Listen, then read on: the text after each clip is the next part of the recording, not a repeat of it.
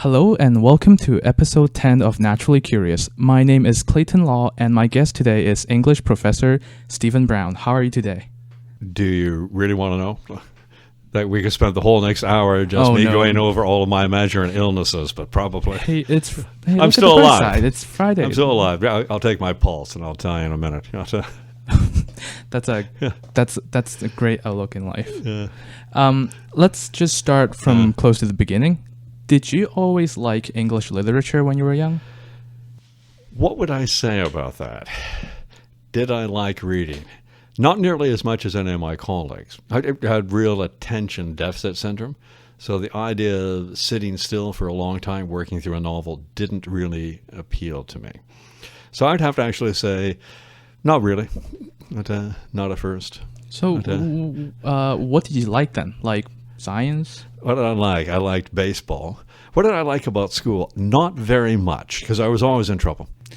Partly because the attention deficit. I also have a bit of Tourette's. So, I mean, we're talking going to school through the late 50s, early 60s. People just thought you were either, unbalanced or a delinquent. Either way, you just got smacked around and sent to the principal's office a lot. Yeah.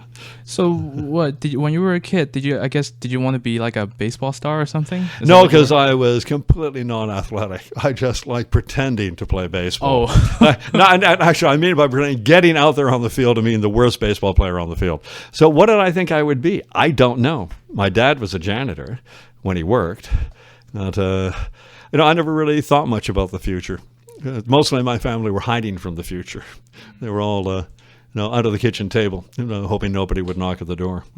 So when did you kind of get a sense of, English literature is the kind of thing I like? We were talking about this when we were setting up, because I started in math, and I had a big scholarship in math. And they were very disciplined. And in English, you could hand things in late. Nobody took marks off. You drop past the office. They just chat away to you. And I thought, this is a very good place for people with attention deficit syndrome. So in I went. And I'd liked actually to be serious about it. What I've always liked is textual interpretation, working with language. And I think that attracted me because I liked working with numbers. And to me, equations and poems are the same thing. Who says something very elegantly? Whose equations are the most succinct and yet full of resonance and information that you can just hover over them forever? Or where's a line of poetry or a word that when you spin it, its resonance goes in every direction. And honestly, that's still today what I like about studying and about teaching it, the rhetorical aspect. But I'm going to assume that, I don't know actually, but when you started English or even math, were you thinking, I want to be a professor? No, that even happened by accident. Because when I got towards the end of my first degree, and I actually took 32 full English courses over the course of 4 years. I would go in the evenings, and whenever I wasn't working, I was taking a class. And I worked full-time as well, which is not to make it sound as if I had endless energy. I just had attention deficit syndrome, which is constantly going. So when I realized, I had to leave, what did I do? Become a teacher? I wasn't so sure about that. I actually wrote exams to go to medical school. And then I got a very large scholarship to do the MA, and I thought, what the heck? To do a master's degree in English. And I thought, okay, we'll just do this. And, it kind of one thing led to another. And, it's like never leaving your parents' home. Like you come back and you set up in the basement, and your mother does your laundry and she cooks for you. And then one day you're 66 and you're still there. That's my relationship to English. I came home and, got fed, got my laundry done, and, later I woke up in the front of the classroom and just have stayed. Is there a point where you just go I want to be an English professor? Is there a particular age or? I don't know.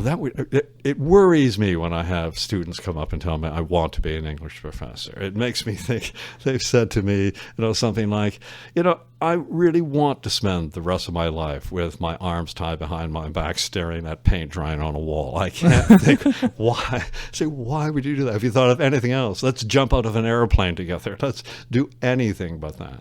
So there's always been a part of me that's kind of found academia very ironically comical. I really can't quite understand why people get paid to do this. Partly, I'm sure it's my social background, and partly it's my innate, skepticism. But, Yeah, I was listening to another podcast for economics, and they were talking. The two hosts, they were talking. In that one episode, it was like, so they were chatting with each other, saying, so what have you been doing? It's like, the guy is a professor in economics, and he was saying, I also really, I was doing this, and that, but I'm also really into want to know about actual reality. Yeah. And then the other host is like, so are you implying academia is nothing like reality? No, I understand. Like yesterday, I came to a meeting here, and there were 4 other colleagues at the meeting. I'm still not entirely sure why we had to have the meeting, but I think none of us had anything else to do in the morning to justify our existence. When I left the house, there was a fully trained, highly skilled carpenter with his 2 apprentices. When I got back 4 hours later, they had built an entire deck with a copula out the back of my house. And I thought, okay, who has achieved something this morning and who has not? And I probably got paid more an hour than they did, which is just shameful. But no, it's the way things have fallen out. Now, if I was in environmental studies and saving, the planet from human malfeasance, or if I was in medicine and finding cures for being short or bald, if I was doing anything that actually might have an immediate benefit on people. But instead, I'm like all humanists. We're sort of like Socrates, just wandering around, being kind of a nuisance, trying very hard not to be noticed, so it's an odd profession. Teaching is great. Being around young people all the time, that part of it is wonderful and a real gift. I go to my doctor's office, and she's a GP, and you'll sit there, and unless there's a newborn infant, there's nothing joyful in the room. There are people who are clearly on the verge of death. There are people who are hacking up the flu. There are people who look like they should just have stayed home in bed instead of bringing their germs in. And she gets to spend 10 minutes with each of them over and over in a rush all day. And I come here, and for the most part, it's people who have a sense the future will be okay, even if they're on bad times, they're depressed a little. You can talk to them and bring them along. I'm not faced daily by disease and despair, and that I think is what makes it most possible to me. That's why I stay away from graduate programs, and I've been offered jobs at schools with PhDs where they want it. Both my wife and I to go and be part of the graduate program, and I thought, why would I want to be around people who want to be like me? I'd rather be around people who don't. Fair. Okay. You're not recording this, are you? I'm recording everything. You are? Really? Yeah. Oh, okay. Can we start over? I really think academia is wonderful. I think English professors contribute more to the benefit of society than anything. If we didn't have the value of humanness, who would keep bankers from stealing all the money from us? I think everybody should do a BA in the humanities, and I think the government should encourage people and pay all the costs for producing more PhDs in humanity. And I think all of my colleagues in the humanities contribute significantly to bettering our world. Can we substitute that for what I just said? It's now on record. Yeah, okay. We got it. Okay, let's start off broad. In few sentences, can you explain why are we still studying Shakespeare's 400 years after his death? Oh, you see, now you... We'll obviously, we'll go deep into it. So can you just, in a couple sentences... Okay, now you've got me. So now I have to be serious and admit why I really am here. One thing I like to point out to students for the last few years, during the London Olympics, the Wholesale Olympics also has a parallel, what they call Cultural Olympics, or something to that effect, where they explore something about creativity and humanism. So clearly, it being London, they celebrated Shakespeare. Now, I'm probably exaggerating somewhat, but I think over 30 different languages were used to perform Shakespeare plays from countries participating in the Olympics. And they were countries who regularly perform Shakespeare in their native language as part of their national theater. One of the most extraordinary ones, about which a documentary was made by a Toronto filmmaker, was from Afghanistan, their former national theater, which had clearly been destroyed by the war. And they did a translation into their native language of Comedy of Errors. They had to rehearse it in Pakistan because of the problems with the Taliban, and they brought it and performed it to the globe. So whatever it is about Shakespeare, there's very few texts of any kind that seem to speak across cultures that way. And I think when you look at international companies performing Shakespeare, what they all seem to talk about is his understanding of the dynamics of intimate family structure. No matter what your customs are around family, you still have mothers and fathers, daughters and sons, and the clashes, and the complexity of love in those environments. So that definitely. The rest of the curriculum, I'm not so sure, but Shakespeare, definitely. A journalist.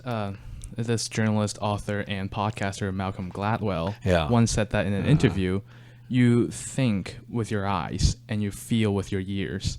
Is that what you mean when you said listening to Shakespeare in your TED Talk? Is it kind of similar? Yeah, and I think it's that case of really understanding that you've got to get it off the page. I suppose that's always bothered me about reading. And I always like theater, and I always love film. But the idea of sitting alone and in my head, trying to hear the voices in a novel always troubled me. And that kind of silent reading that we're taught in schools came very late to our culture. In the 18th century, even much of the early 19th century, people read aloud. That's why in Mary Frankenstein's novel, the creature learns to read by listening to the family reading stories aloud to one another. And that's how his education comes about. And in a lot of African-American slave literature, they will talk about their master talking to books. And it's that reading of it aloud. And Dickens talks, it's quoted by Eliot in The Wasteland, in one of his novels about a boy who reads the Police Gazette, to all these other, to street folk. And he says he does the police in different voices. And it's that notion of once you get it off the page, that listening to Shakespeare is saying, what are the voices there? And who is not talking? Who is listening for us? If there's 3 or 4 characters on stage, they're all there for a purpose. If one of them says nothing in the scene, how are they listening? Are they listening in a way that we should be attending to? We can watch them listen as we're listening, and sometimes hear a complexity that we can't hear on our own. Like sitting in a coffee shop or waiting for a bus, and suddenly you understand a conversation you could only barely overhear by watching how that couple are listening or not listening to one another. Does that give you a bit of it? Or? Yeah. You were saying they were reading out loud text in the 18th? All the way through. People always read out loud. Not as much anymore. No, because you begin to get to silent reading there's a whole set of theories about it. Some of it has to do with the more you go indoors and into studies and sit by yourself. Others of it has to do with extensive note-taking and rote learning. But for the longest while, people read aloud to one another, and there still are. It's always wonderful. Like one of my daughters, is in a very strong relationship now, and one of the things I thought quite, moving about, that relationship as she shared details with us was how they like to read to one another. And my other daughter now is in a relationship where although they have very different backgrounds, where they both are lovers of books, but they like to share the reading and to read aloud to one another. And so I think there is something about a kind of reading where the words want off the page. That's what we go to hear, writers reading here. Unfortunately, writers often don't read their own stuff very well because they read it too quickly, or they don't have any acting talent, they can't get inside it. But poetry wants to be off the page. Novels became such large beasts that it became harder and harder also to read that aloud to someone. because you would be at it for hours and days and weeks. But with poetry, drama, all those texts, Jane Austen, never saw a professional theater performance, but her family acted out plays altogether, got the text. That's how she understood her Shakespeare, was by performing it with her siblings and her family. So there are many math teachers and professors will tell their student to understand what they're doing. Yeah. Don't just automatically apply this formula or whatever. Yeah. You really need to understand the mechanics behind the algorithm. Yeah. For me, it sounds similar to Yeah. what you said when you tell, again, in the TED Talk, don't look for themes, don't look for meaning. Yeah. Like, you really need to immerse yourself into it before you, don't just make those connections automatically. Am I getting this right? Yeah, no, you are very much. And one of the things that particularly troubles me, and my students will hear me going on and on about it, is making a text a playing ground for literary and philosophical theory. If you are engaged in the study of identity theory elsewhere, you're interested in gender politics and postmodernism or Marx's analysis of text. Often students, as they become more engaged with literature, feel they need the theory. And they end up talking more about the theory than they ever do the language or the text. That's what they bring to it. Or they're reading it towards, how will I write about it? Is there something here that I can take away and turn into an essay? Is there something here? Often even critics of film and performances now will do that. Right now, with all the difficulties around the Joker, much of that has to do with film critics and social critics arriving with a preconception and watching the movie in order to demonstrate their preconception. And that, I think, is again, going back to listening to the text. Let it speak to you.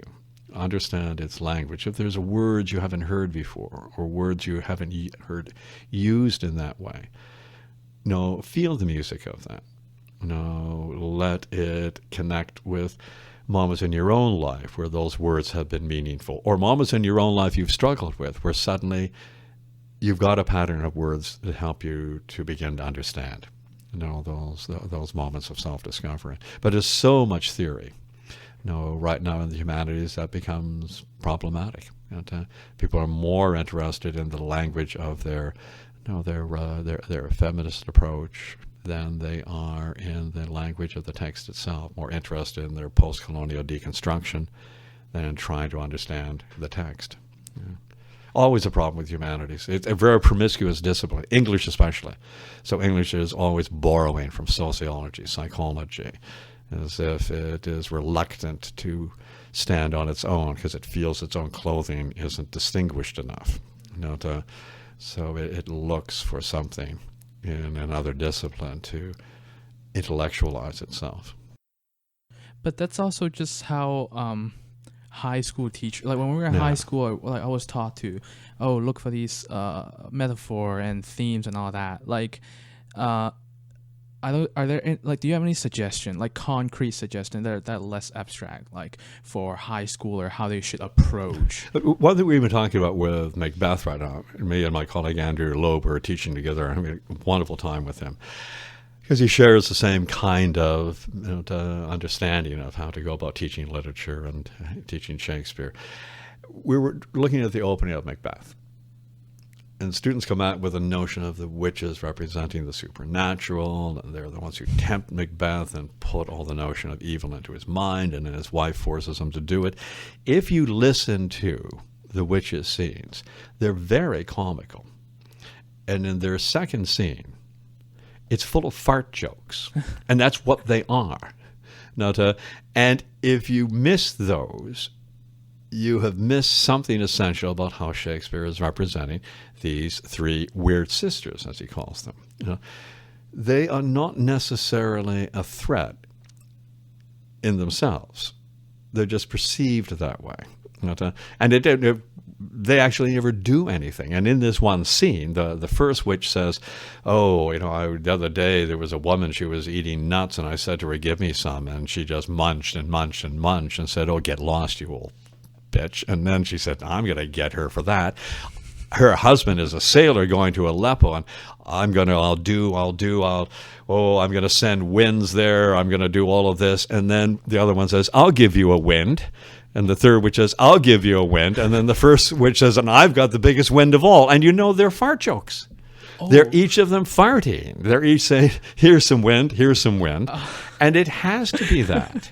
And there are other similar kinds of moments. And if you're thinking of it intellectually, so this is very profound, on witches. And King James believed in witches. And the Salem witch trials are coming up soon. And this is all about the oppression of women. It is about the oppression of women, but not as witches, but about ignoring women, about the powerlessness of women. Lady Macbeth and her children are slaughtered. There's an extraordinary moment in the play where it's quite clear that Lady Macbeth miscarried their one child. Yep. And it's a very brief reference, but it's quite clear the Macbeths are not going to have children. And that's what troubles Macbeth a lot. And when the Weird Sisters say to Macduff, not to Macduff, or to Banquo, your children will be kings, and say to Macbeth, you will be a king, but have no successors.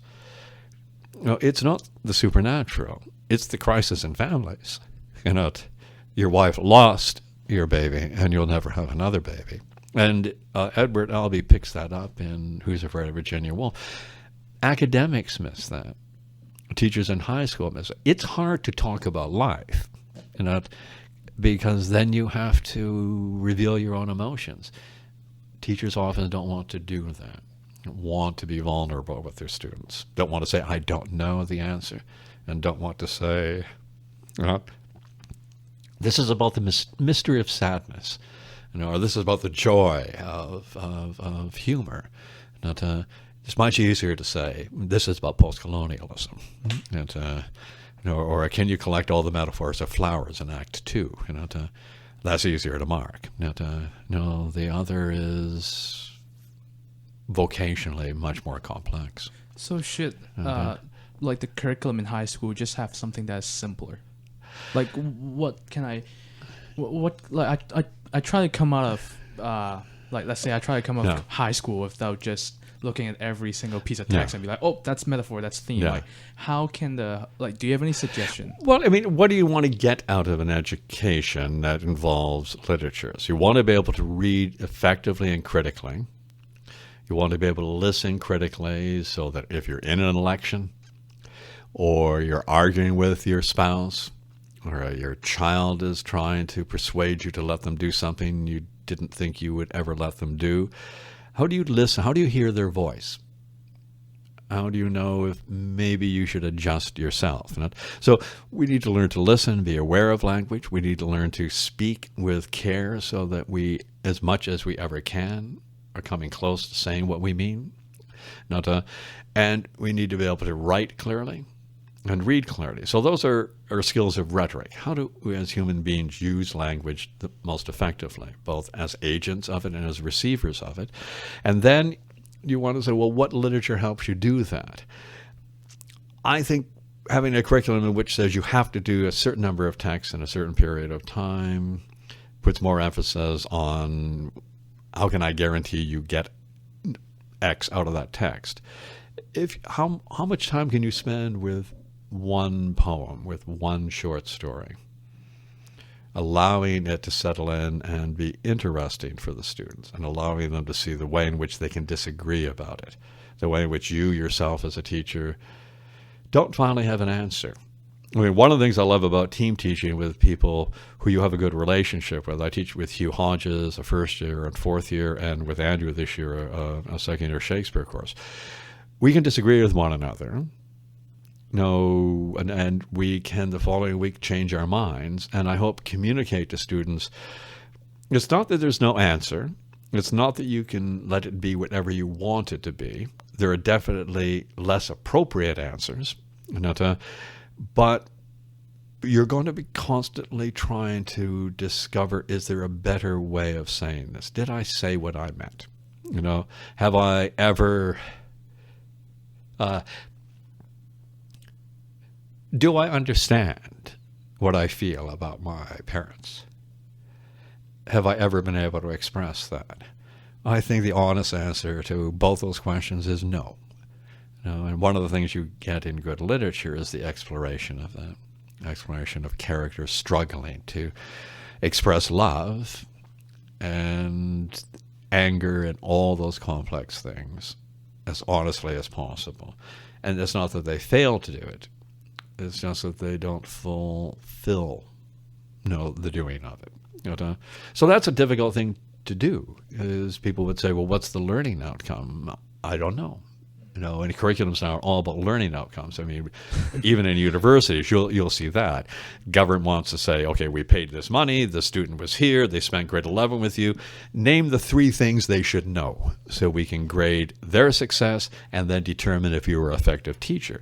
To be like Socrates and tell them why I really don't know. They should learn to know themselves. Know thyself. Doesn't matter, NDP, the Green Party, anybody, the Tories, Andrew Scheer, anyone is going to say, well, that's not good enough. I can't quantify that. Please quantify it for me. And I think that's the difficulty in some applied disciplines. You can quantify it. And I suppose satirically what I was meaning at the beginning, what did I like about English? It wasn't quantifiable. What began to disturb me about mathematics, the teaching of it wanted it to be quantified. And wanted it to be measurable. And I found my sensibility rebelled against that. Yeah. What is the appeal, and how does Iambic Pentameter even work? Is this something that us as humans just learn to like, or is it like the golden ratio, where we look at it just like, this is how things should be? It's kind of like the golden ratio for dummies. I guess you could take almost any 3 lines spoken by any individual, 2 minutes of conversation, you could probably break it into Iambic Pentameter. It's just the basic rhythm in which English works, in which we tend to stress every other syllable. Now, we don't do that so consistently that we speak like da-dump, da-dump, da-dump, da-dump, da-dump, which is Iambic Pentameter. And in Shakespeare, that's very flexible. One thing it does do, if you're writing during a period where many of your actors aren't even literate, it's easier to memorize because there's a rhythm to it. But it's not such a rhythm that like meter in Italian or French or Spanish verse, it really is significant. English is a percussive language. And right back to Old English, it's that way. It's about beats. And Hebrew is that way too. There's a beat.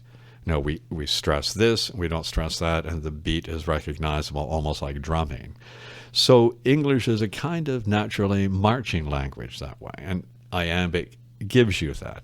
Now, if you speak it, heavily emphasize the Iambic, it sounds like nonsense, but it's that foundation. It's almost like a very loosely woven basket to hold the words together, so that the actor can carry them, i.e. memorize them, and then it floats away. But if you teach it that way, so you say, and here's a trochee, and here's an iamb, and here's a sponde, and there's a caesura there, students will very quickly think, okay, that's very hard, but if I learn that and memorize it the night before and give an example of each of those on the exam, then I will get a 90 and get into university. But they will never have inhabited the text.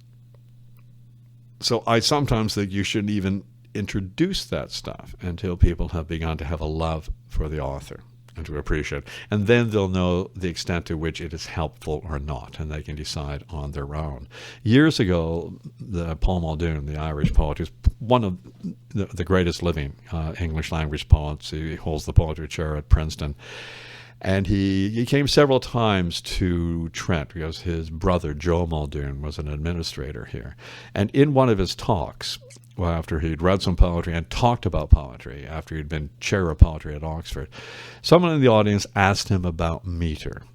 How do you use meter in your writing of poetry? And he's a very wry guy, Paul. So he turned his back to the audience and pretended he was writing on a blackboard. And he said, well, I start on the left side of the page.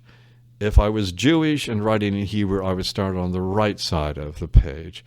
And my wife is Jewish, but she doesn't write poetry. So I'll start on the left side of the page. And he was already parodying the notion that there was a rule to it. And he said, then I write the first word, and the next word, and the next word. And eventually the line says to me, Paul, time to start another line. and I go back to the left and start. Now, that was a very clever and cynical answer from a man who's probably the greatest practitioner of verse form right now in English, who writes in every verse form imaginable, who is a complicated user of rhyme, who writes songs, who writes sonnets. He knows the discipline of it, but he knows you shouldn't let the discipline get in front of the writing, the enjoying, the poetry as an experience, any more than a really fine car mechanic is spending all of their time while they're driving that car thinking about all of the engineering dimensions that have to go into making that Mercedes work. They just enjoy the ride. And I think that's the difficulty. Now, teach people to drive. You can learn to drive without knowing how Mercedes built that engine. You can learn to appreciate a piece of literature before you need to understand how the author created it. And I think it's the horse and cart syndrome for me. Yeah. From a dodgy Shakespeare's expert website, I read that one of the main motivation of Shakespeare motivation for him to write Romeo and Juliet was that he tried to tell the teenagers of his time to slow down, to be patient, don't rush things, don't just meet someone and the next day you're like, we're gonna get married or I'm gonna kill myself, that kind of thing. Obviously Romeo and Juliet didn't do that. First I want to ask, is there any merit behind this motivation? And now that I've read this, I have an imagery in my head where it's kind of like Shakespeare sit down and keep murmuring, "Oh, kids these days," like that. Like, is that? I don't know. I mean, he was 18 when he had to marry his 28-year-old girlfriend, Anne Hathaway, because he'd knocked her up. But he stayed. He went back to Stratford every summer and built houses. Who knows what he felt about her? But he remained a loyal husband and father. He wrote Romeo and Juliet because the original Italian poem had been translated in English. It was making a whack of money, and as gifted he was as a writer, he was an actor, and aspired to own his own theater company. And Romeo and Juliet was good business at the time. It was. Was Kill Bill Parts 1 and 2 produced to say, be very careful who you marry and don't get married in a small chapel somewhere in the American West because someone might come in and shoot you and all your guests. You think, no, Kill Bill was made because, there was a filmmaker who made a lot of money, but he had a compelling story he wanted to tell. And definitely Romeo and Juliet is a compelling story. And that's where the story continues on in various forms. What is it about the passion of young love? Two words that come up in Shakespeare a lot, and they're in Midsummer Night's Dream, and the concepts drive all the way through. It's apprehension and comprehension.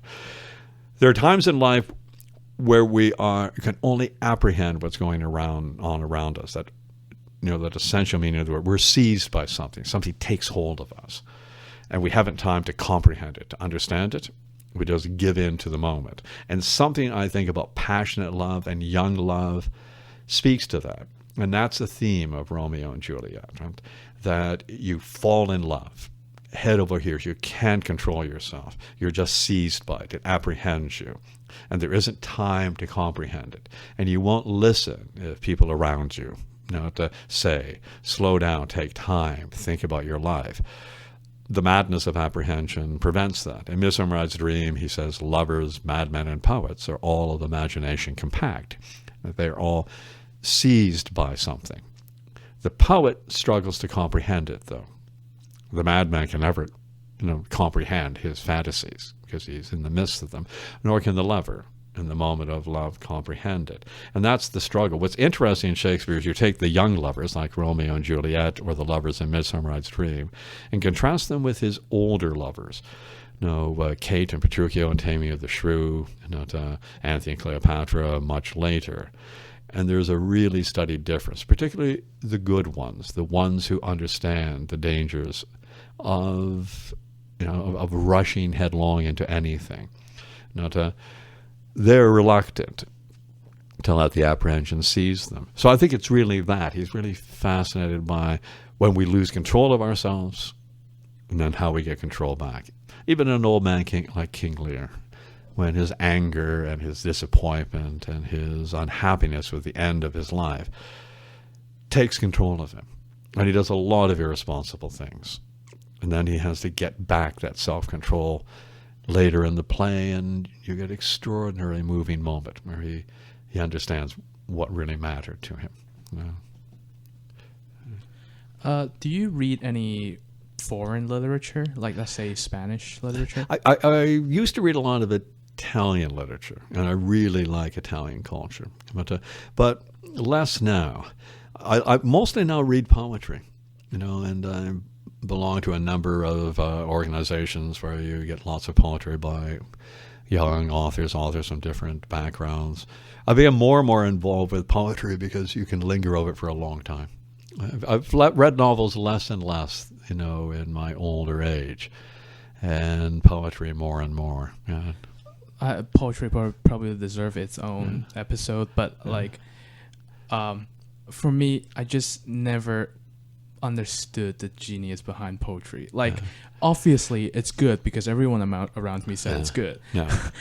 But I just never really look at it and go, this is brilliant. Yeah. I never had that moment.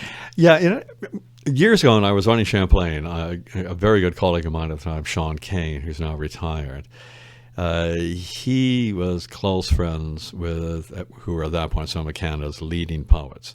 And one of them, Robert Bringhurst, is, I think he has a PhD in physics, in fact, but an extraordinary intelligent man. And he was very interested in the relationship between poetry and mathematics. So we had a whole week where we brought in poets and mathematicians, and they talked about what they had in common. And that was the point at which the thing I'd always felt, that an equation and a poem were about the same thing, elegance. Can you say that so well that I can feel its correctness even before I understand it? And there used to be a course at Queen's. One of my teachers when I was in graduate school, Bill Barnes, who was the 3M Award winner, he had, together with a professor of math, a course called Math and Poetry. And each year they would take 20 mathematicians and 20 English students, and they would study poetry and equations together. That's interesting. And by the end of the year, they would see this relationship, that poetry is a form of linguistic equation. It's just words instead of numbers. And how can I put together numbers or words in such a way that it evokes an answer to something. It evokes something that science or humanism has been searching for. And you can kind of say, I get that. That's really good. It just, and if that makes some sense to you, that's what you're looking for in poetry. The same thing you would find, I'm sure that you've found in math at different times where you think, why don't we do who figured that out? Well, Sean and I talked about it. And at one point, a guy named David Poole, who's now retired, who was another 3M Award winner, he came to this thing, and he and I talked about it. But there was just, it's like there's just so much to do. And when the Bachelor of Arts and Sciences started, it was supposed to do things like that. But it just, never did. I still would, I just have lost, I have a couple of colleagues still in math. I always thought it would be an extraordinary kind of upper year course, or fourth year course, to take students with a good background in math, a good background in poetry, and let them teach one another, what it was about each discipline. Because I really like that story, Richard Feynman, the physicist. Yeah. He and his friend, an artist friend, taught like every weekend he would teach him art, and he would teach him physics, and the other weekend, the artist friend would teach him arts and they were like, hey, we're both going to become Da Vinci. And I find that story very interesting, and I want something like that. And Da Vinci is an interesting kind of figure to bring in there, because we talk about someone who's a Renaissance person, who has their hand in so many different fields. But part of that is each of those fields is a quest, to kind of get just an echo of an answer to a mystery that the explorer feels. And you feel that with Da Vinci. Does he even know what he's looking for? I don't know. But he just searches whatever he has lost in the attic, he's looking in every box in the attic to find it. And I often think that about intellectual pursuits. Sometimes we're not encouraged to look in enough boxes. If you come to university, you're searching for something. Where are you going to find it? More and more in the, how old am I now? Geez, I've been teaching for 40 years at university now. And one thing I think has happened that I'm a little disappointed in is we don't encourage people to look through as many boxes anymore. We assume when they arrive in the attic, they know what they're looking for. And we say, I think it's in the box down there in the third aisle on the left. If you just lift that sheet, I think it's a little box that says stuff from grandma. Look in there. Instead of saying to them, look for the boxes and see what you find. When I first went as an undergraduate, and I've got colleagues who had the same experience, a professor who I really loved, and she said, look, when you do research, go to a library with open stacks and wander through all the stacks.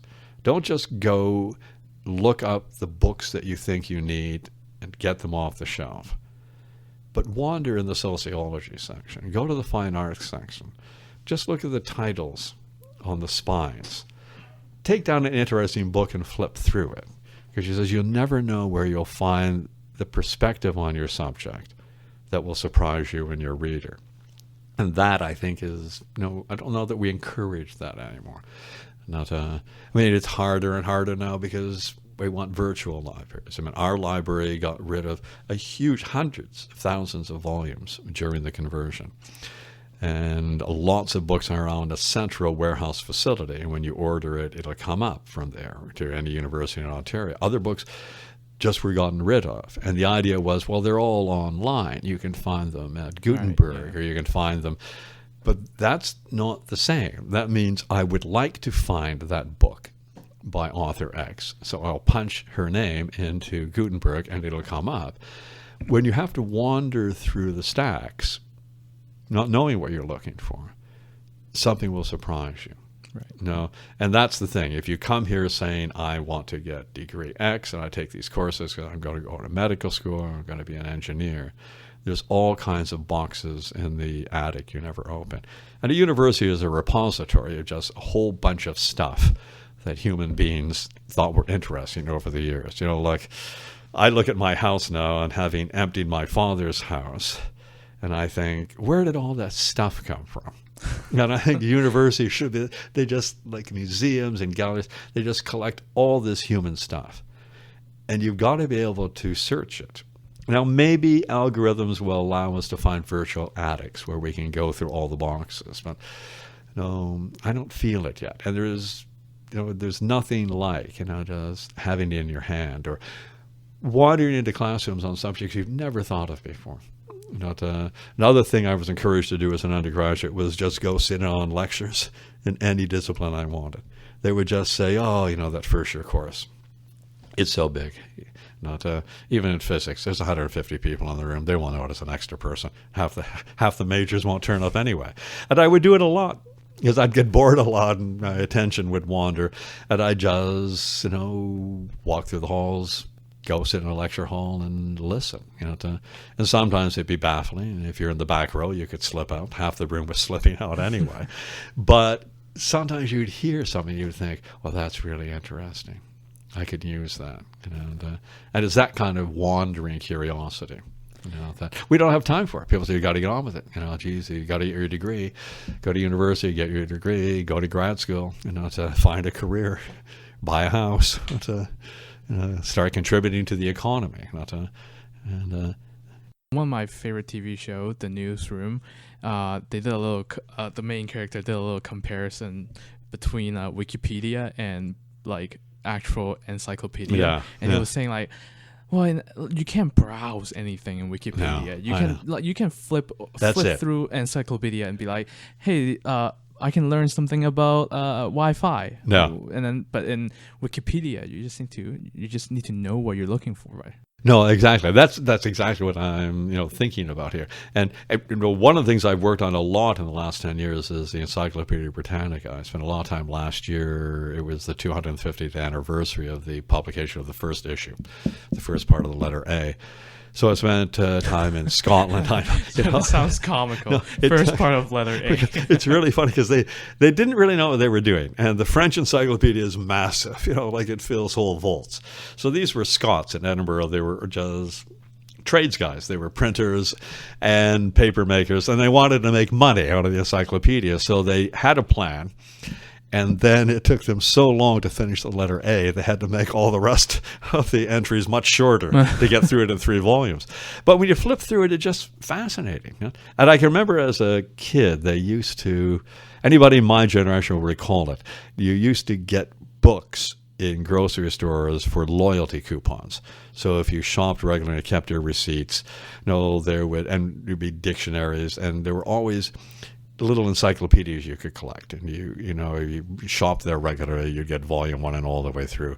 And I used to love those because you didn't have to read them sequentially, which is always, I've never read a novel from the beginning to the end. I always skip around. I read the end first because I kind of want to know how you get there.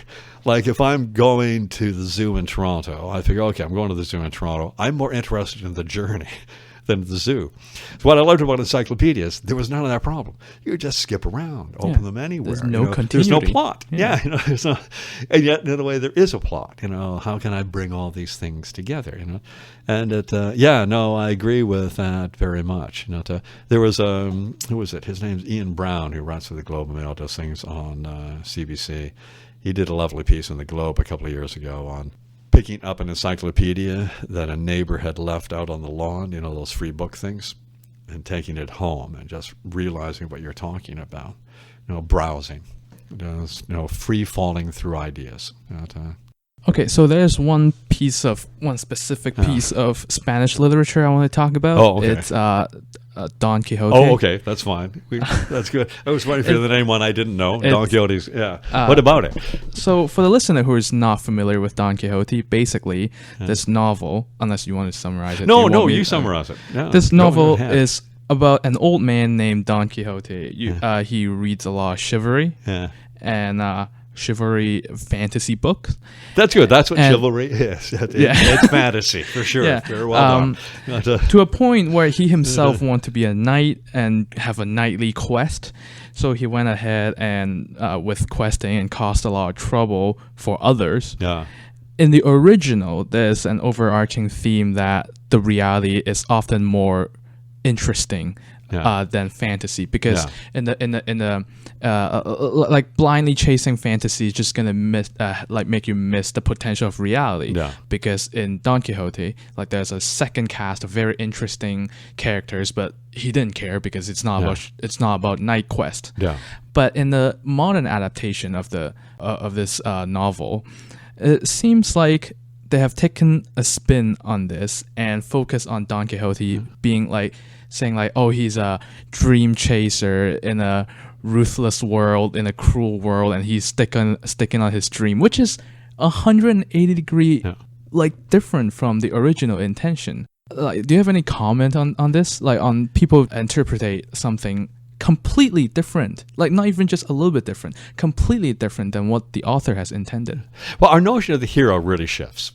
When we get to what we call the Romantic period, and we begin to start thinking of heroism as representing, taking on impossible challenges, and standing alone, against the tides, and that's just not there for Cervantes any more than it is for Shakespeare. And we've got a tendency to take Sancho Panza and just turn him into a clown, rather than seeing him, as that check to Quixote. Now, in the novel is that way in which Panza himself at the end begins to think, no, there's something important about a transcendent vision. The world just can't always be about what's practical and what applies. And they almost kind of switch roles towards the end. Like when Quixote dies and says, all my life, I've wasted my life chasing windmills, and, how could I possibly have been so deluded to do this? And Panza says, no.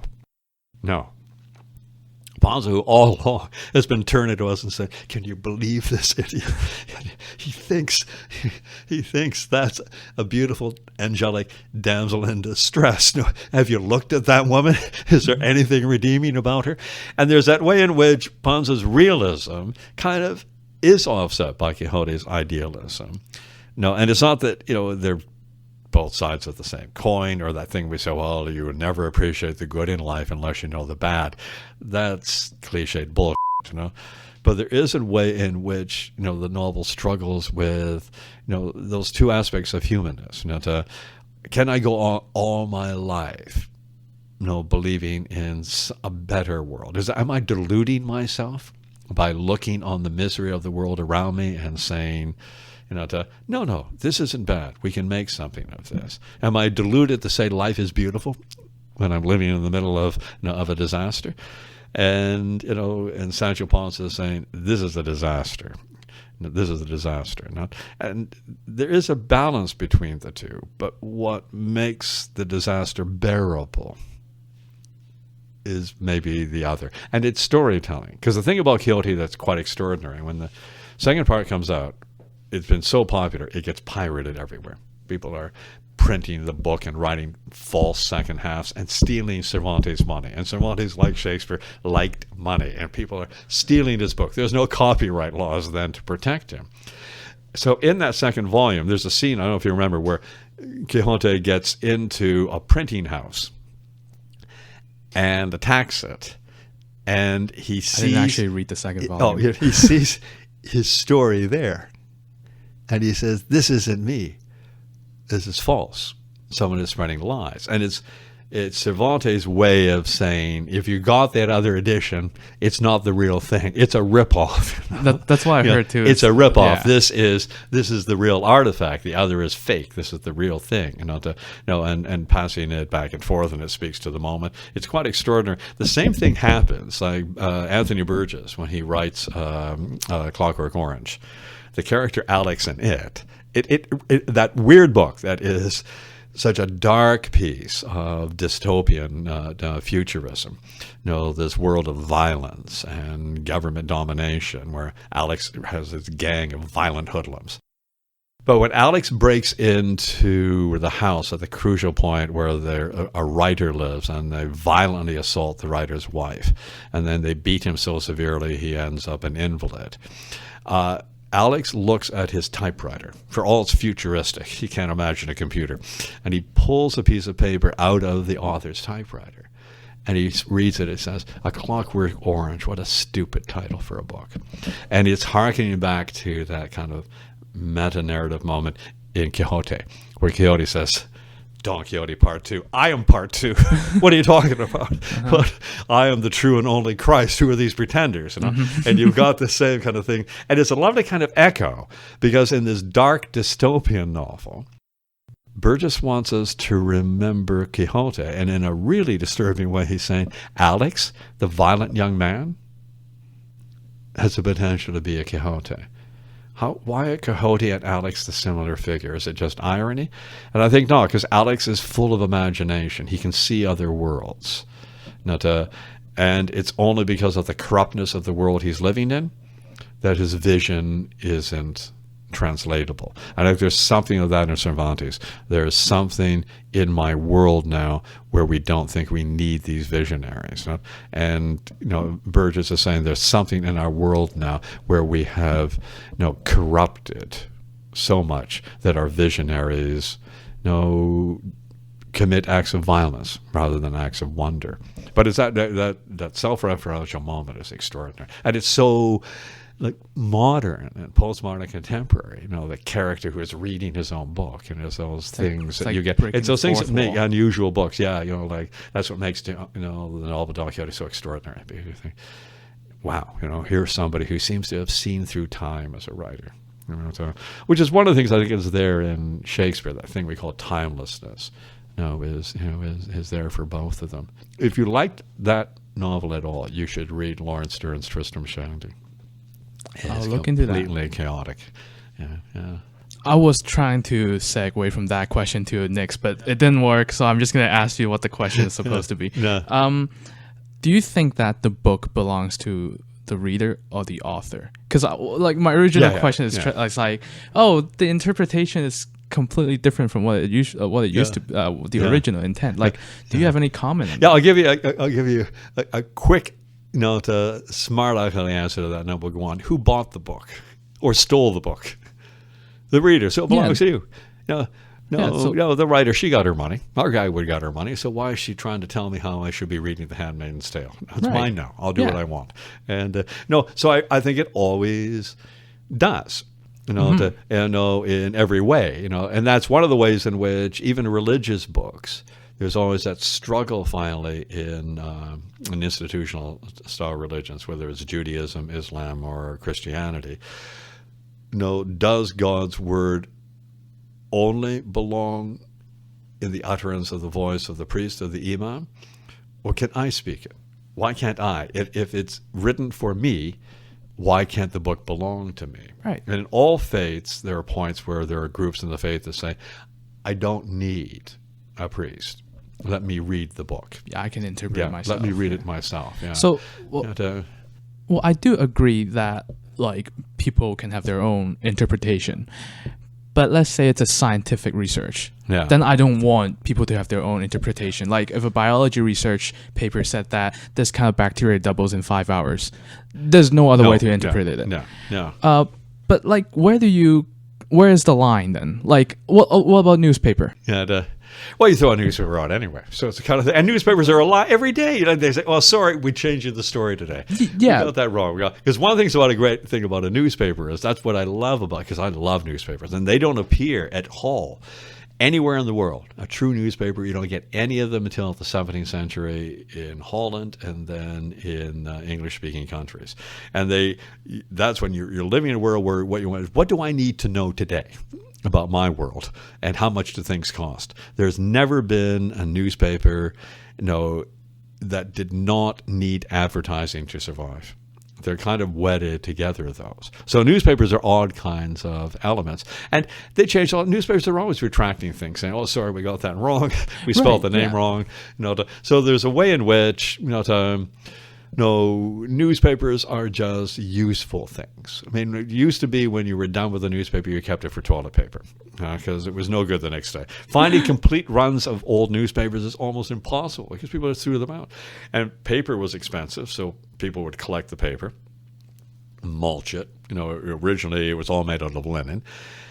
And they would just recycle it. It was always recycled. Well, there's something about those books that once I've got it, I want to keep it there. I want to bind it, have it on a shelf, and then be able to go back and look at it again. That notion there's something enduring about the book. If I keep the book, because I feel whatever is in it, even if I haven't understood it, will endure. With the newspaper, it's information. And it might be wrong, or they might change them. Like, when we were warming up and talking about medical reports, depending on who got the next largest grant, coffee will either be a carcinogenic or a wonder drug. But it just depends on who got a grant, and whether or not there was anything more interesting in the news that day. So, but you were thinking something differently, I think, with newspapers. Right? No, I don't have a very strong idea about it yet, because I'm still like kind of figuring out. Like, they've I'm disappeared also flip-flopping myself. Yeah, like people really don't like reading novels on the screen, and you want to carry a book around with you, and that's where people had said, "Oh, the book's going to die. Everything's virtual now. No, we'll all get our e-books, and who would ever want to buy a book again?" Those were people who didn't like books to begin with, right? Right, yeah. And they thought books were about information. And books have come back with such. I mean, there is more volume books sold, poetry books sold now than there has almost ever been. That people wanting books has really grown, and even independent bookstores are coming back against the Indigos and the and all of those. But along, so that's just strongly there. That return of of the book. What were we talking about? We were talking about interpretation. About interpretation. Even there, how do we get onto this digression? Because I was asking. Well, I don't want people to interpret scientific research wrongly. Like, I want people to just read it and be like, okay, that's the result of the study. But for newspaper, which is different, and especially for fiction, then I think people should have their own interpretation. No, and I think for newspapers, that's what I was thinking about. Nobody really wants to keep them unless they're a hoarder. But there's something about the book where you feel I'm not finished with it yet, and it'll mean something different to me next time. and I want to hold on, to that book, I want to, build a library. Very early, when books first started appearing, they suddenly, because they were very expensive, and one of the interesting things looking at wills for the estates of people in Europe, once books really begin to grow and reach different classes of people, is what books did people leave in their will and who do they leave them to? Because it was kind of a way of saying, what did they think was important? Was it John Bunyan? Was it Shakespeare? Was it Jane Austen? What had they collected? And there were those wealthy collectors who have massive libraries. But as middle-class people and tradespeople began to own books, it's intriguing to see what mattered to them. What do they carry like a talisman? What was the thing they thought was worth holding on to? All right, let's switch the topic a little bit. I from my research, I think that another area of interest you have is humor. Oh no, not really. Is that? That's, I was trying to be funny. Oh, okay. Okay, I want to talk about a little bit about it. Yeah. So how does humor function differently under different cultural contexts? So, for example, The Office, the British version and the American version. The British one, they have an asshole for a boss, and we kind of watch them because it's funny to see them suffer. The American version, other than the first season where they follow the script pretty closely, other than that, like, they have a doofus boss. They have like an idiot boss, and we like to watch it because of the funny, stupid interaction they have, rather than it's funny because they're suffering. Like, how's that? How's the cultural differences come into play here? Well, I think one of the things, with Ricky Gervais in particular, but with a kind of British humor, they're as much as Brent seems like a total asshole in The Office. And you just cringe because he does and says things that you just think, oh my God, how could you ever survive that? You get that powerful cringe comedy. I don't think it ever gets that as extreme in the American version, whereas Curb Your Enthusiasm does. I mean, Larry David likes that cringe comedy and really pushes it hard. The interesting with Gervais and with that Office, and it's true of one kind of British comedy, is eventually we begin to see other dimensions of the character.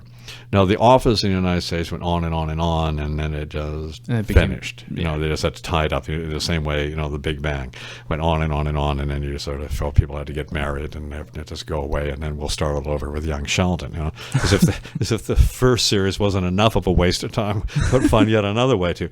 But Brent, eventually you began to understand and never pity.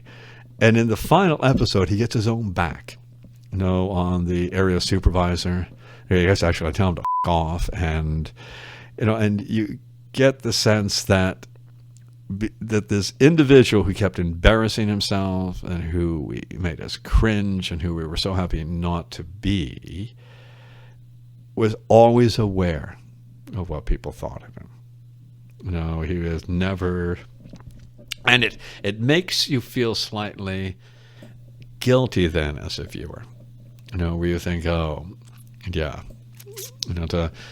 didn't want to get too close to him, but I never considered that, he felt that loneliness. He knew people didn't like him and he wasn't sure why. And that revenge, and he gets a proper girlfriend, and it's not magical. You kind of suddenly see, a couple of people understand him. And then he's increasingly. So I like that about The Office in particular. There's none of that kind of complexity. With the American version, you never kind of feel that you yourself have judged too soon. So, right. But the difference between American and British humor is curious at times because they feed one another in different ways. Probably. You begin to think British humor has fed American humor more in the way that American rock music fed British rock music, until you look at Native American humor coming up through Mark Twain, and figures like that, and folk humor, so strong in the U.S. That irony of the, of the country, man or woman, who looks like a fool that really isn't. Who looks like they'll be taken advantage of by city folk. Although that's there in British humor too. So the distinctions are strong. Maybe the most important distinction is the class distinction, because American humor doesn't have the layers of class that British humor does. Where there is certainly a class of people who are just better than you. And, they become the objects of our disdain, and they're the people we're striking out against. If anything in America, just the wealthy person. Well, they haven't been, in charge of your people forever, except when you look at African American humor. Where the slave humor and slave culture says, there's a ruling class, and they'll never admit us in. They won't ever admit us. So I often find aspects of African American humor, compares well with certain aspects of British working class humor, because in both cases they're saying you can never trust the man. You can never trust those Oxbridge, Eton educated guys. They will never let you in to the corporation. They'll never let you into the club. They're just playing with you. You can never trust. They'll never let you into their white neighborhood. They will never fully integrate you.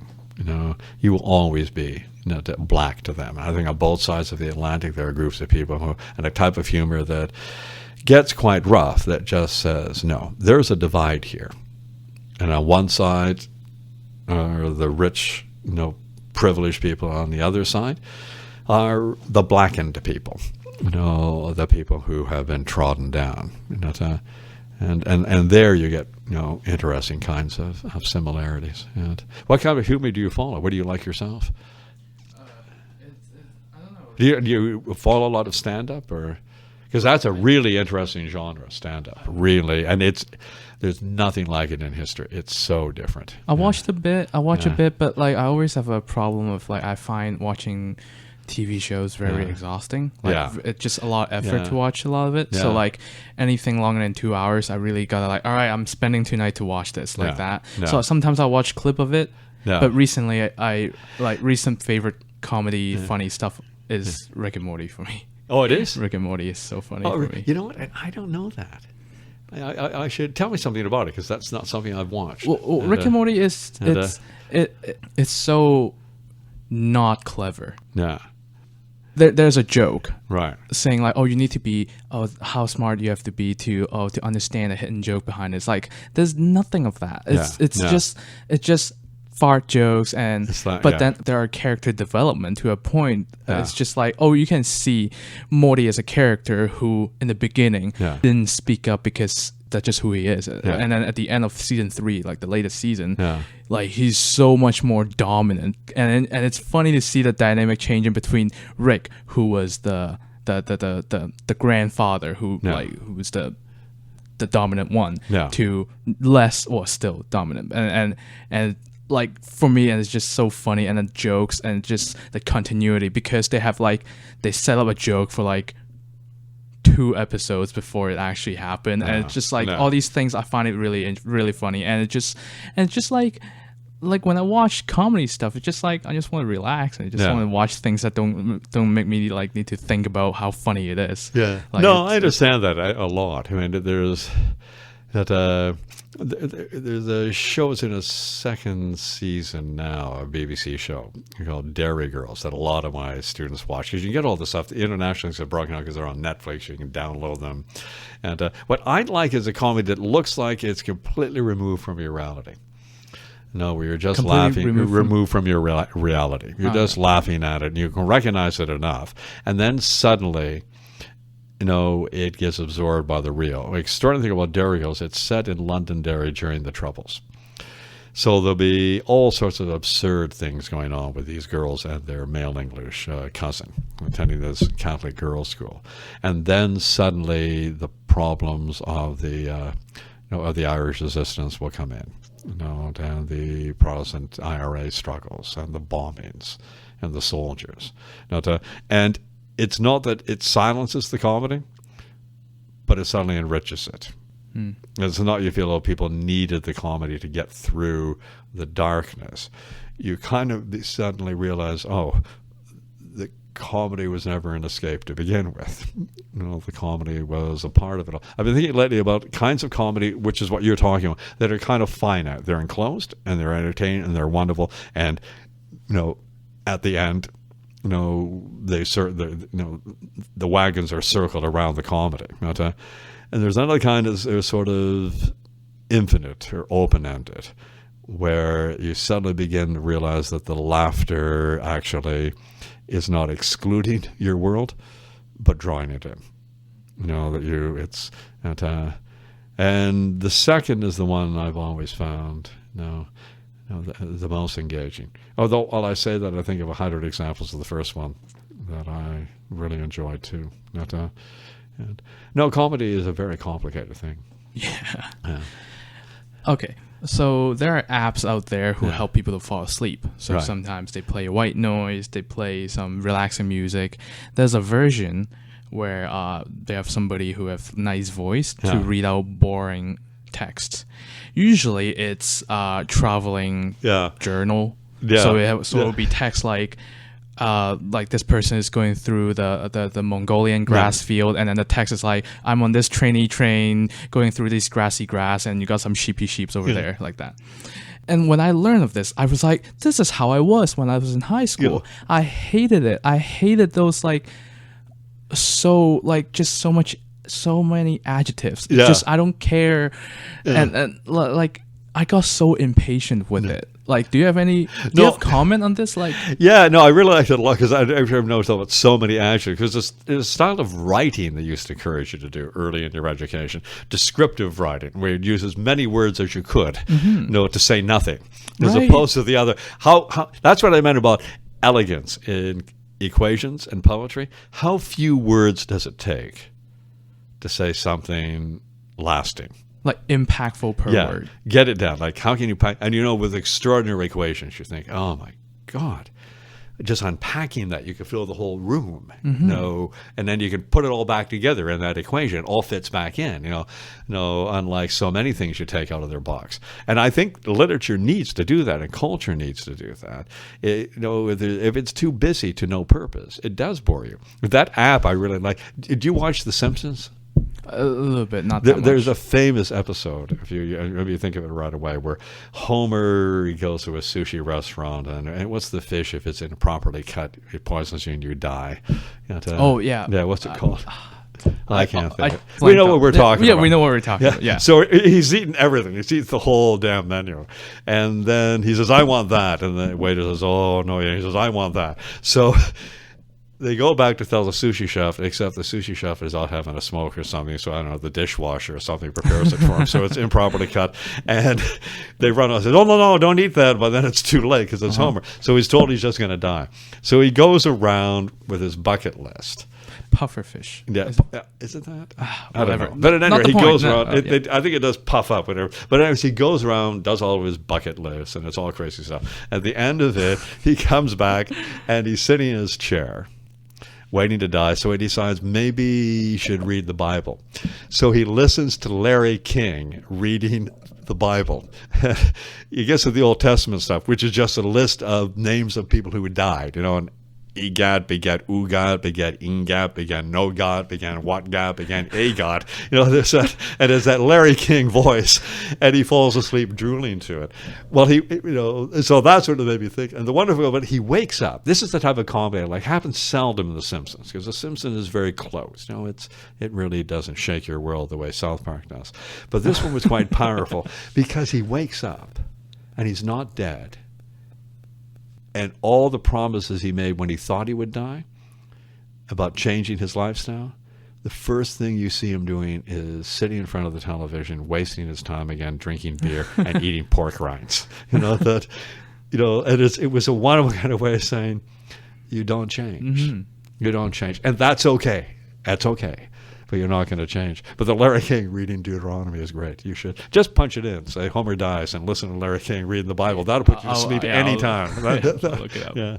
Yeah. I just, when I was reading I don't know, it's just so, it always, I always just got so impatient with those Yeah, things. no, I'm like you. I told you I always read the end of the book first.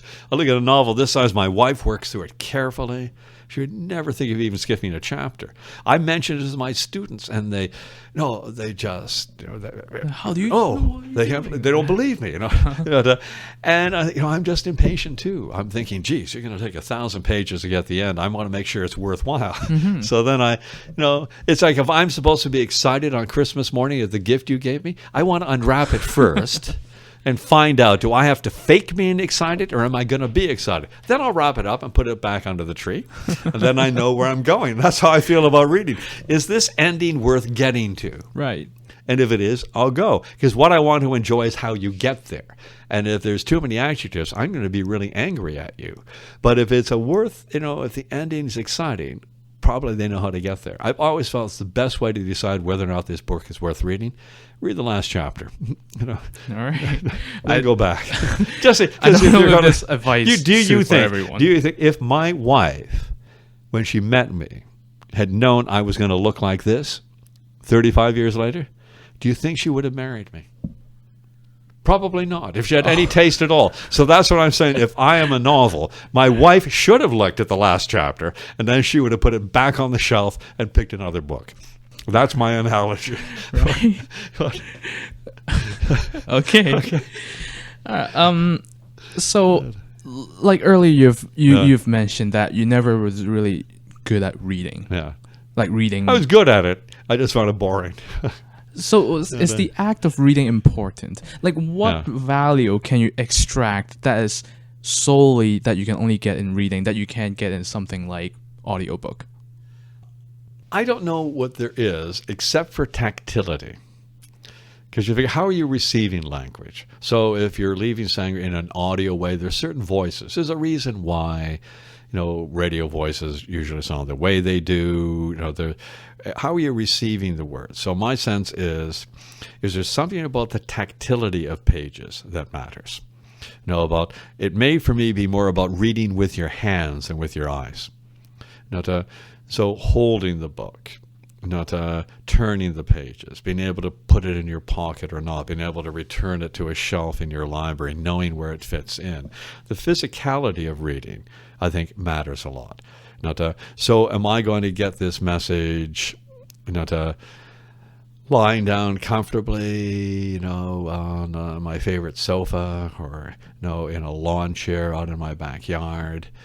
Is this book going to be my comfort zone while I commute to work for an hour and a half every day on a train from the suburbs? Think how important a book can be then. And if it's just for escape, that's fine. But it becomes your most important travel companion, that commute. You may spend more time with a book than you end up spending with your wife if you're commuting that whole week. Long working days and coming and going in the morning. So it's that physicality of the book. When I began to really fall in love with books and with reading, I fell in love with books before I fell in love with reading.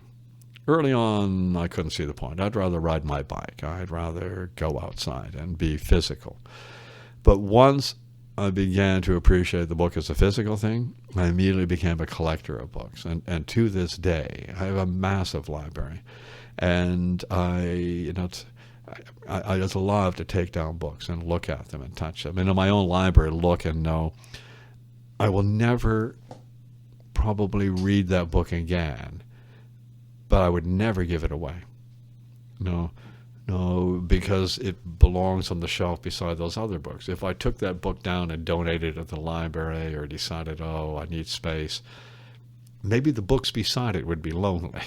It's its physical place. Right. It has to stay there. Just leave it there. So that's what I would say about it. What's important about reading? The physicalness of it. Where do you read? Now, is it a comfort to you? Everybody has a favorite place for reading if they like to read, and holding that book. That's where the screen hasn't won out. Because holding a little e-book, it's not the same. Even when they try to make it, you've got them now, apps where you can swash your finger and it'll make the sound of a page turning. That's not how pages turn. That's a sound effect, Everybody knows, that you have to touch the page and turn it. And if you're really interested, you might bend it down. There are apps where you can actually virtually bend the page so you can go back to it. Anything you do to imitate a book, and you can figure, no, it's like having an inflatable girlfriend. I'm sorry. It's not the same thing, Yeah. And that's that business of touch. I think we forget sometimes, and that might be a thing with teaching. We think reading is an abstract, a silent thing. You sit at your desk and you do it. It's a physical thing. You have to be comfortable first of all. I think a lot of students I've talked to who grew up with writing problems, much of it was physical. Not just concentration, but having to sit in those uncomfortable chairs and not being able to move around. Not being told, here, go where you want to go for an hour, read as much as you can read, and come back and we'll talk about it. But, no. Because I'm thinking, I'm still not exactly great at reading books. Yeah. Like it takes me very long to read a book. That's okay. Yeah, and like it took me 3 weeks or something to read like Animal Farm, and Animal Farm is like 100 pages. But that's again is that problem. And some other people apologize for being slow readers. I don't understand it. If you're a slow eater, it might be because you're enjoying your food. Why should you No one rewards anybody for sucking up a meal. Right. You're always told to your mother will say, no, you should chew that more times. Why are you eating so quickly? Don't swallow your food whole. All that stuff. And yet, there still is that notion, I'm a slow reader. I don't read quickly enough. I don't get it. If you read Animal Farm, that's enough. Because Animal Farm is a thing. You acquainted yourself. You were in the space of animal. What's time got to do with reading? Reading is a spatial thing. Yeah, and I used to think that, and I used to think like, I'm so bad at reading. No. Like, and then I became. I felt like that's a little revelation I have with myself is that reading is not that important. That's how. I'm I listening. meant as like. Yeah. I can listen to audiobooks and it will be the same. Like that's how I felt like. And you know what's good about listening to the audiobook? It's still about the senses. It's a different tactility. If the reading I'm talking about is not visual. It's not visual anyway. It's holding the book, owning the book, carrying it with you, bending the pages, writing on the page. It's all about touch. That's what it's about, right? This is it's an auditory experience. It's the delight of hearing things, huh? And all the way in which how important hearing is to us in so many ways. There's nothing more delightful than getting away from the cacophony of a lot of noise, in Union Station or on, and then you get to a more silent place or hearing. What I love about audio, and boy, those books have really taken off because, again, for a commuter, you can put on your headphones and listen to someone who reads effectively, someone who understands why punctuation is there. It turns reading into listening, and it makes the language on the page into musical notation. When you're listening to someone read you a book who reads it well, it's music. So I think our notion that reading is something you do with your eyes is always wrong. Your eyes are just an excuse. You're holding it then. There's a lot involved. And with the hearing thing, in many ways, I think that's a huge improvement. In fact, it's now a more important market is taped books, auditory books, downloading books, listening to them on your computer, than ebooks, reading them off a screen. Reading off a screen doesn't work. Listening to something through your computer does. So you're right about that. Auditory books are again, and emphasizing the right sense, taking it in through your ears. Who are the readers? Are any of them distinguished people, actors? Who's reading the books you listen to? I also think like listening to podcasts as well, like not just reading. Like, I always thought radio was the best thing. But the one thing I sometimes regret not doing with career choices is staying in radio. I worked in radio for a while, and I really liked it. But it was precarious, and we were an immigrant family, and no one had ever gone to university before, and I was the firstborn. So you're constantly being told, no, you need to get a profession. You need to have a serious goal. The last thing my mother wanted was me to stay in radio. But I loved it. I really loved it, And that's what I love about podcasts. Because radio, of all the new media of the 20th century, radio has never been damaged. Right? And podcasts have made it richer than ever. So, yeah, no, I'm with you on that. And all of my kids, their primary source now of leisure entertainment is podcasts. That's the first thing they turn to. Yeah. There's a list on Reddit, a user voted list, about books you must read at least once in your life. Yeah. And the top 3s are The Hitchhiker's Guide to the Galaxy. Yeah. Number 2 is 1984. Yeah. And number 3 is Dune. Well, it tells you everything you need to know about Reddit. Yeah, I guess. But do you agree with the top 3, or if I've not, never read Dune, and I didn't particularly like the movie, so I can't talk to that. Hitchhiker's Guide, I've never understood the fascination with him. I mean, I came up with it when it was out. I've never understood how it's persisted. It suggests to me there's still a lot of ex-hippies hanging around on Reddit voting for Hitchhiker's Guide. Although I have colleagues who think, it's, if they had one book to take with them into the crematorium before they get reduced to the ashes of eternity, it would be Hitchhiker's Guide. I can kind of see 1984, although I don't think it's... the language in it is really interesting. It's a concept book. It has a powerful theme, and it keeps speaking to us. It keeps warning us about surrendering our freedoms and our liberties. So it wouldn't be my list, but I can sense where they're coming from. We were talking about Reddit in one of my seminars this morning, so I'm thinking, sounds like Reddit to me. So what would be your top 3 book that you must read once before, like once in your life at least? I don't know. Right now, if I had... at this point in my life, I think King Lear means a lot to me. But then I'd rather see a play than read it. Right. Although I enjoy reading Shakespeare because I read it to teach, and I enjoy telling people you've got to get it off the page. So that's a problematic choice, maybe. I would say, and I'm going to walk away from this and think of 3 others. Tristram Shandy is very high on my list. So I'm going to leave the Shakespeare off because I think you should see it rather than read it. But among novels, I find Tristram Shandy an extraordinary book. Whenever I go back to it, I wonder, why I haven't read it more than I have. And Moby Dick. And whose poetry? I'm thinking of novels on just tons of poets are going through my head. Auden, W.H. Auden, any collection of Auden's poetry. But even as I say that, I think, would I put all poets on the list? If I've got to stick to that now, Tristram Shandy, Moby Dick, and any volume of Auden. For someone like me who really didn't like English class in high school, do you have any advice for me on how to approach English literature now that I have some interest in it again? The way you're doing. Just read whatever appeals to you. Don't approach it any longer as an English class.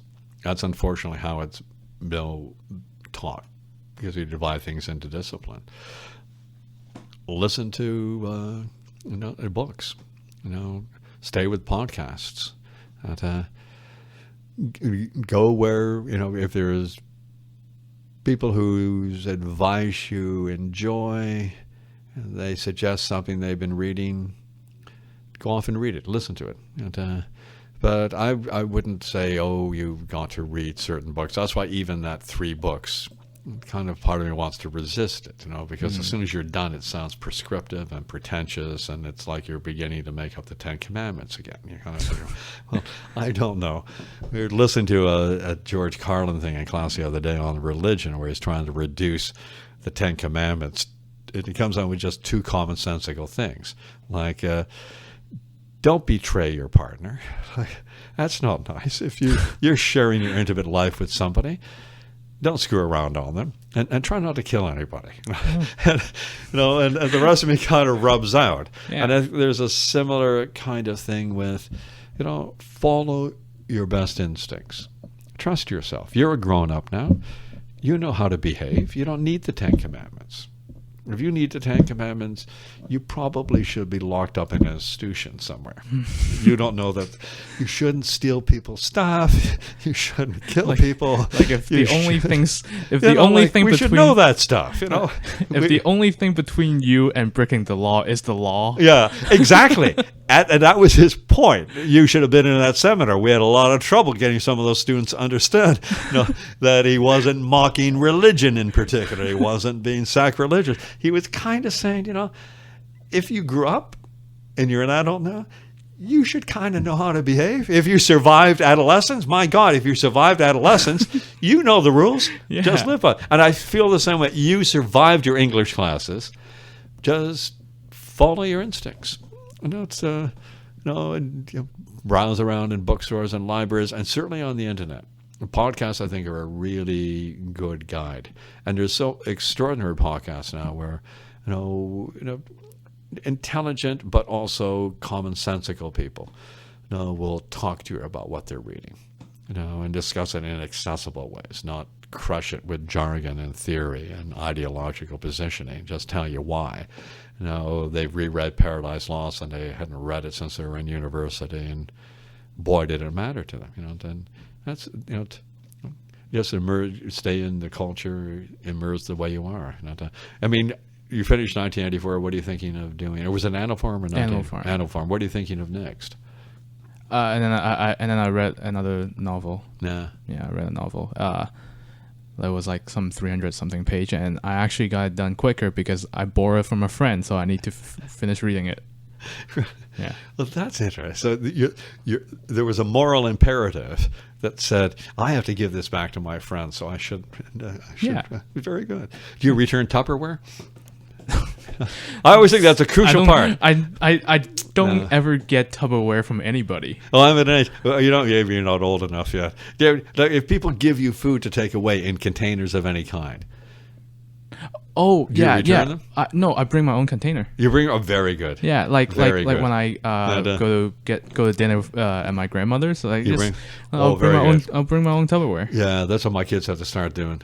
Yeah, they take all my stuff, they never give it back. I thought that's the one thing I forgot to tell you. Tupperware as well. Give me my stuff. You want food from me, you keep taking away the containers. Next time, I'll just, what I'm going to do this Thanksgiving? I'm just going to say to Madeline, hold out your hands. Yep. Just hold out your hands. There you go. Now, put it in your pocket. Now get yourself back to Toronto. Do you follow literature news?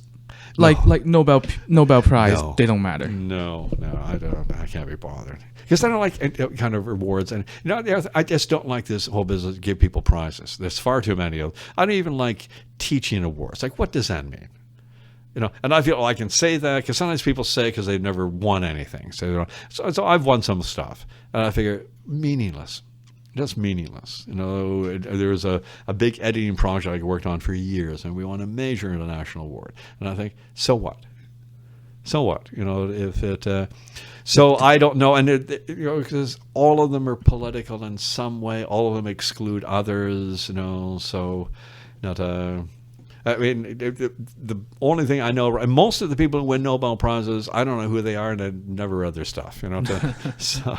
Yeah, like again, Richard Feynman said when he got the Nobel Prize, somebody asked him, was like, "Oh, how do you feel?" It's like, "Well, it doesn't matter. Yeah. The joy is not the award. Yeah. The joy is the discovery." Well, that's what I think. I think if you really enjoy teaching, you shouldn't need every day should be your teaching award. You don't need people who probably don't know anything about teaching but sit on a committee to decide you get an award because you got more fan letters that year, or you get an award because you applied a certain kind of pedagogical principle in your classroom. In some ways, awards destroy the very nature of the thing they're giving awards for. It's not like MVP awards in sports. They make good copy in newspapers. They keep people attentive after the season ends, like those fans who aren't really fans.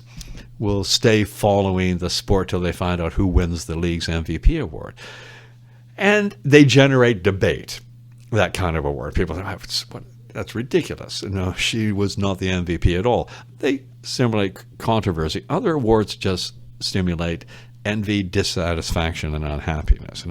So, and literary prizes, there are way too many now. I've lost track of them all. There used to just be a couple. And even then, people would argue against it. And mostly now they're all there because they increase sales. Everybody knows that. So the more awards you give, then the more novels, the more books of poetry, the more plays or films get attention in the press or online. There's a nice correlation between the increase in arts awards and the explosion of online entertainment news. Because millions of people will hear this movie won an award, this poet got an award, and then people are likely to go to the movie or buy the book. And that's all it's about. It is the profit mongers in the industry creating these, and then the vanity of the industry itself accepting them. They should just not show up, except their agent tells them they have to, and their publisher tells them they have to, and very few people have got the strength of mind to say, I don't care. That if I'm that good, you're going to not publish me because I didn't show up at the awards ceremony. If I'm that good, you're going to not produce my next movie because I didn't show up at the Academy Awards.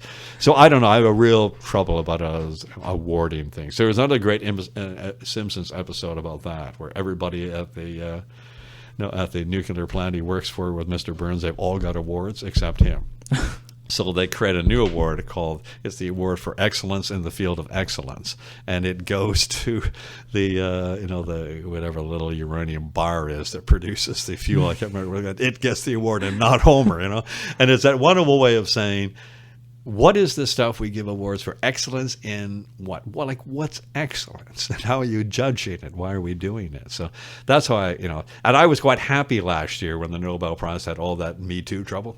It turned out. That's just for the literature. Yeah, for literature, and it all got, because we're talking about literature, so that's the one I'm thinking of. So I was quite happy, and I was quite sad when I heard 2 people got it this year. I don't care who they are. I just was sad it had come back. I hope that was going to be the end of it, I, as a society, I don't know why. I guess since we all have the fear that Mom liked you more than me, we go through life creating scenarios where the majority of us can say, you were more loved than I was. That's my problem. That's why I killed all the goats in East Anglia. Is there any aspect of your research that you've been wanting to bring into the classroom but haven't yet? I don't, because I really separate them out in very particular ways. As I said, over the years, my wife and I have been offered jobs jointly at major research universities in Canada, Britain, and the U.S., and have never accepted them. But because we wanted to stay at an institution where it was primarily undergraduate, which Trent is, where there was no obligation to take on graduate students, and where we both go every year to Edinburgh for at least 3 months. We spend our sabbaticals there, and both of us, our research is based in 18th, 19th century Scottish culture. So I suppose it does come into our teaching, peripherally or otherwise, but not in that way that I've ever designed a course around it or thought of it that way. I guess over the last year, while I've been doing all the work on the Britannica and giving lectures in the UK on it, I've brought it up, and it's become a point of comparison, but not never explicitly. I'm working right now on 18th century, a trial in 18th century Scotland that resulted in extraordinary publication rages. But I would never think of doing a course on crime and literature in order to bring it in. I enjoy getting away from the research. And then I teach things that seem to have no relationship to my research. And then when I go back to writing about it, I got a new energy. Yeah, and I go back to it. And it's not that they really separate, because actually I find my teaching gives energy to my research more than the other. And I know that seems counterintuitive, but I think my wife would agree that we come and we teach, and we get we get all kinds of energy from students, and students will come up with ideas, and you think, I never thought of looking at things that way. And it makes me go back to my research thinking, I got to be more like my students. I got to see things freshly. I can't just come back at this and think I've worked it out. So for me, it's the opposite. Undergraduate teaching gives me the enthusiasm and energy to do my research, in more unpredictable ways. Yeah. Is it true that most professors are the other way around? We're supposed to be, and that's what we're told, and that's how my colleagues talk. But I've never understood I just think that would be really boring. And if teaching is exciting and unpredictable, shouldn't that make you want to be more unpredictable how you look at your research? I've had a couple of colleagues in sciences who said what they loved about undergraduate teaching, it made them start thinking outside the box again. So they might be teaching their field, but they would really be interested in people who would come to it fresh, because they'd have and not necessarily the brightest person in the class, but an undergraduate who would say something they would think, if I said that at a conference, people would laugh, but you're right. I should think about it that way. I should take that perspective. I've been too professional, too academic. There was a guy who taught here for years, a Scottish guy, Don Mackay. He and Tom Hutchinson came together, and they're both very radically different teachers, radically different from other teachers, how they approach environmental studies. And Don always talked about that. And he had won all the major prizes. The Mackay formula for measuring toxicity when there's oil spills, just changed everyone's views towards how we cleaned up environmental contamination. And he always talked about going as far away from his research as possible to get inspired. Who's your favorite author? Oh, that's like my 3 books. I suppose, and I know what I'd rather say, when I retire, which I will do probably in a few years, what will I miss most? Talking to students about Shakespeare. I really miss that. Everything else is fun. And this year, the Modern Laughter course, I always enjoy that. Approaching the 18th century, which is where my research has always been, from unusual angles. I can do that in undergraduate classes. I could never do it in a graduate class because they would need it to be given to them as it is now. What are professors saying at conferences about the 18th century? Whereas I can look at it from the point of view of how did the print revolution emulate media revolution today. And those things I'll kind of miss. But when I come away from talking about Shakespeare, I think, no, I'll miss this, because it's just different every time. You kind of look at a moment in the text like this after all these years. And since I don't do research on Shakespeare or go to conferences, all of my enthusiasm comes from going into undergraduate classes where at least half of the students are afraid of Shakespeare or didn't get it in high school, and saying to them, give me a whole year. Half a year's not enough because we want to go slowly. We'll get it all off the page. At the end of the year, having many of them turned around about it, not being afraid anymore. Like they'll juggle the text and they'll do things that just, I can't believe what they've come up with at the end, and it's all compelling and it's all, worthwhile. That I'll miss. So what author will I miss being able to talk to students about? Is Shakespeare, because it's not going to be the same reading it by myself. One more superlative question. Which is your favorite Shakespeare play? That when I said I was going to put King Lear on my list, and then I took it off, I think King Lear. Mostly because I've aged. I wouldn't have said that long ago. If you're like 25. But more and more now, I kind of look and I think, oh, there's something he's saying about the anger that comes with getting older, and then the need to kind of just settle in and enjoy the end of the ride, because you realize, okay, because of Lear's resistance of aging, he misses a whole lot of things. When he finally settles in to enjoy the ride, it's okay. But I mean, again, I'll walk away. But this year, I've been thinking more and more about that. So I might change in 2 months, but for now, it's that. And Twelfth Night has really mattered to me a lot. I think it's one of the great plays about grief. One last question that I asked everybody. Yeah. What are you up to now in terms of research and teaching?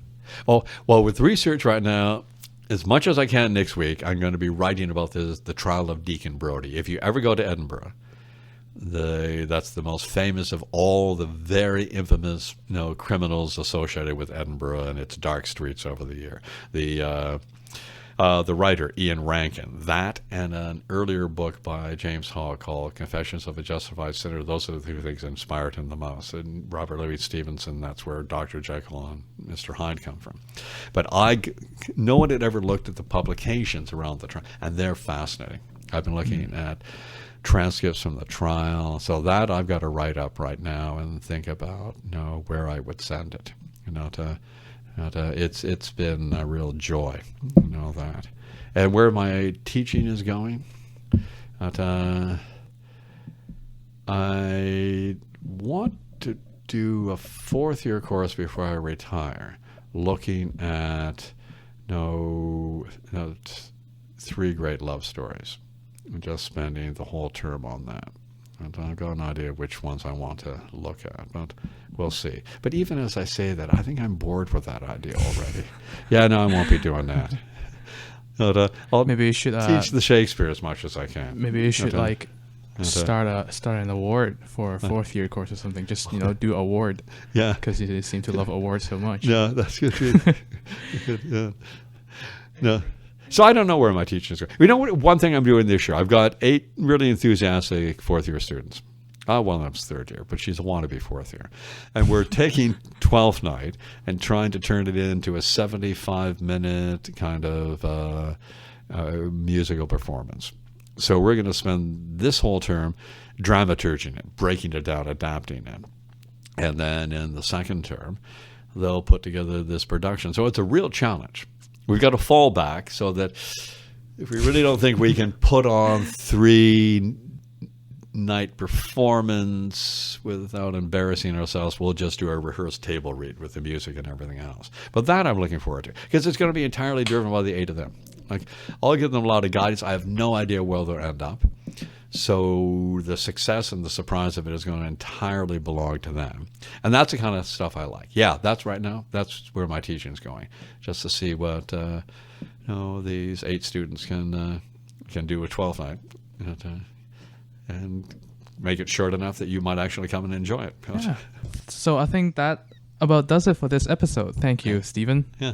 And if you want to find links to the stuff we talk about today, you can go to anchor.fm/naturally-curious. While you're there, you can send me an email with feedback. And if you like this podcast, you can tell friends about it. And until next episode, stay curious.